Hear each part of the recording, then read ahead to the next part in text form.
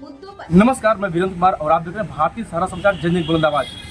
आज हम प्राथमिक स्वास्थ्य केंद्र मुगराबाद से पहुंचे हैं, जहां वरिष्ठ डॉक्टर जो है डॉक्टर CS पांडे जी हैं। उनसे हम बात करेंगे कि इस समय वायरल फीवर अपना पैर काफ़ी पसार चुका है और घर घर में लोग परेशान हैं, और वयस्क ही नहीं बल्कि बच्चे भी परेशान हैं फीवर से। और ये फीवर घर घर में है, कि क्यों, क्या वजह है, बचाव क्या है, आइए हम जानते हैं। इसमें हमारे बीच में डॉक्टर CS पांडे जी से बात करते हैं। धन्यवाद डॉक्टर साहब, सबसे पहले आपका भारतीय स्वागत है। इसमें डॉक्टर साहब वायरल फीवर काफी तेजी से फैल रहा है, और ये क्या वजह है, उसका बचाव क्या है?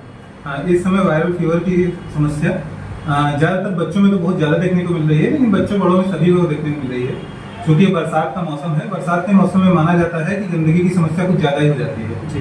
गंदगी हमारे इन्फेक्शन का यानी संक्रमण का सबसे मूल मुद्दा है। गंदगी जितना ज़्यादा होगा उतना ज़्यादा संक्रमण होगा, उतना ज़्यादा लोग परेशान होंगे, उतना ज़्यादा उनकी तबीयत खराब होगी। तो इस समय जो बरसात का मौसम है, बरसात के मौसम में हमें गंदगी से मेनली बचाव करना है, और हम गंदगी से चाहते हुए भी उतना बचाव नहीं कर पाते क्योंकि उसी वातावरण में जीना होता है। इसलिए इस समय वायरल फीवर की समस्या बहुत ज़्यादा फैल रही है।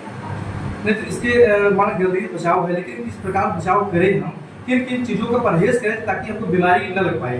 थोड़ा सा हम चाहेंगे जो दर्शक हमारे हैं उन्हें आप बताएं। हाँ, ये बहुत मुख्य मुद्दा है ये जानने का। इसमें सबसे मेन चीज़ होता है कि जो चीज़ें बरसात में फैलती हैं, मेनली फीको ओरल रूट से ट्रांसमिशन होता है, जो हमारी बीमारियों का होता है। तो फीको ओरल रूट मतलब हमारे खाने पीने की समस्या।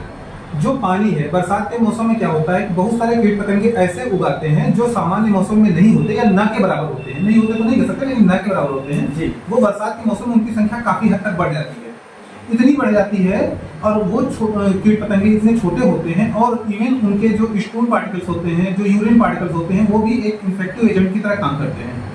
वो कई बार उड़ के हमारे इनहेलेशन के थ्रू जाते हैं, हमारे नाक में मुंह में चले जाते हैं, जिसको तो हम रोक ही नहीं सकते क्योंकि इसी वातावरण में कार्य करना है, इसी वातावरण में हमें रहना है।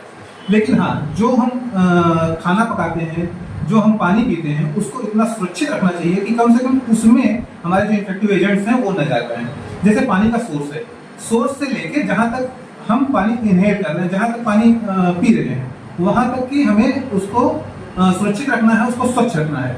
तो जहाँ पानी हम निकाल रहे हैं ज़मीन से, हालांकि ज़मीन में भी पॉल्यूशन हो जाता है बरसात के मौसम में, उसमें भी गंदगी हो जाती है, उसका हम बचाव कर सकते हैं कि जहाँ का पानी का हमारा सोर्स है वो गंदा ना हो पाए, प्लस पानी जहाँ टंकी में जा रहा है, प्लस टंकी से जहाँ से नल में आ रहा है, बीच में कई बार होता है छोटा मोटा सुराख हो जाता है, पानी अंडरग्राउंड आ रहा है, वहाँ से इन्फेक्टिव एजेंट्स आ सकते हैं। प्लस पानी जहाँ भरा जा रहा है वो साफ बाल्टी में भरा जाए। कई बार होती है बाल्टी में से उलट के रख देते हैं, जैसा हमने अभी बताया कि बरसात के मौसम में कई सारे होते हैं एजेंट्स होते हैं, इन्फेक्टिव एजेंट्स होते हैं, जो कि हवा में उड़ते रहते हैं।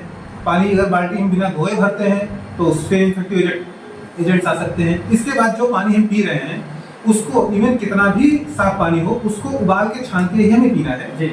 और या फिल्टर का पानी हो, और उस पानी को भी बहुत ज़्यादा स्टोर करके नहीं रखना है। जैसे 4-6 घंटे से ज़्यादा स्टोर करके रखेंगे तो हमने बताया ना कि सिर्फ पानी से नहीं, इतने छोटे छोटे वो मटेरियल्स रहते हैं कि वो हवा के में उड़ते रहते हैं, और हवा से बचाव करना तो संभव ही नहीं होता जी। तो पानी को हमेशा ढक के रखें, उससे जितना बचाव कर पाएँ, प्लस उसको ज़्यादा देर तक स्टोर ना करें, पानी उबाल के ठंडा करें, उसको पिए। इसके साथ जो हमारा भोजन बनता है, भोजन को भी हम यही कहेंगे कि जितनी बार आदमी खाता है बस उतनी बार भोजन बनाए। भोजन को रख के दोबारा यूज न करें, स्टोर न करें। अच्छा, बच्चों में समस्या ज़्यादा होती है क्योंकि बच्चे क्या होता है, उनकी फीडिंग हमारे अमूमन 5 से 6 बार लगभग होती ही है। 5 से 6 बार भोजन बनाना मुश्किल होता है, उनको थोड़ा थोड़ा नाश्ता बना के दें। बाकी टाइम पे जो मेन मील्स हैं, मेजर मील्स हैं, उसको स्टोर करके ना रखें, क्योंकि स्टोर कर रखेंगे उसमें गंदगी लगेगी ही लगेगी, हम कितना भी बचाव करना चाहिए। डॉक्टर साहब, इसी कारण हमारी आपके ओरल बात हो रही थी, आपने कहा कि कुछ बेडशीट या बिस्तर जो हमारे बेड है उसके माध्यम से बीमारी आती है, तो वो क्या कैसे होता है? हाँ बिल्कुल, जैसा हमने बताया कि बरसात के मौसम में ये हमारे जो कीट पतंगे होते हैं, कीड़े होते हैं, मक्खी मच्छर होते हैं, कई बार इतने छोटे होते हैं कि इनको हम देख नहीं पाते, विजुअलाइज नहीं कर पाते। इसलिए हम एस्मेटिक पेशेंट में देखें तो एक होता है डस्ट माइट्स, वो इतने छोटे होते हैं कि उनको हम सामान्य आंखों से देख पाना मुश्किल होता है, और वो बेडशीट में बेड के नीचे कई बार ऐसे होते हैं भरे रहते हैं। उनके जो स्टूल पार्टिकल होते हैं या यूरिन पार्टिकल होते हैं, एस्मेटिक पेशेंट में बहुत ज़्यादा हाइपर सेंसिटिविटी काज करते हैं। तो इस तरह के और कई सारे एजेंट्स होते हैं जो बरसात के मौसम में काफ़ी ज़्यादा हो जाते हैं। तो चाहिए तो ये वैसे कि पर डे धूप लगे, बेड में धूप लगे, गद्दे में धूप लगे, चादर में धूप लगे। अगर हम इतना नहीं कर सकते तो बेडशीट कम से कम पर डे तो बदलनी ही चाहिए, उसको धुल के धूप में सुखाएं। नहीं कर सकते तो अल्टरनेट डे के अलावा हम उसको टॉलरेट नहीं कर सकते, लोग अवॉइड नहीं कर सकते, मतलब अल्टरनेट डे हमें बेडशीट धुल के धूप में सुखानी ही सुखानी है। तो और इसके बाद हमारे गद्दे को कम से कम हफ्ते में एक बार जरूर धूप लगाएं। बेड को भी आजकल के परिवेश में संभव नहीं होता है कि बेड को हम बाहर निकाल सकें, धूप दिखा सकें, ठीक है, लेकिन उसको साफ रखें। उसको कम से कम ऐसे एजेंट से, हमारे साथ कई सारे मार्केट में एजेंट्स हैं जिससे हम बेडशीट को बेड को क्लीन कर सकते हैं। रेगुलर क्लीन करें, और जो जिस कमरे में है उस कमरे में जो कपड़े हों वो रेगुलरली क्लीन होते रहें, ऐसा नहीं कपड़े हमेशा पड़े हुए हैं। जो दीवार है वो रेगुलरली क्लीन हो, और बेडशीट तो अल्टरनेट डे धुल के सुखानी ही सुखानी है। इससे भी काफी हद तक इन्फेक्शन एजेंट से बचाव किया जा सकता है। चलिए डॉक्टर साहब, दर्शकों को जानकारी देंगे, आपको बहुत धन्यवाद। लेकिन साथ में डॉक्टर साहब ने कहा कि हम जो पानी पीते हैं वो बॉयल होना चाहिए या फिल्टर होना चाहिए। पानी से बीमारियां 80% फैलती हैं, पानी से हमको बहुत सुरक्षित रखना है, सुरक्षित साफ सुथरा पीना है। इसी साथ जो हमारा बेड है, बेड को हमको धूप दिखाना चाहिए।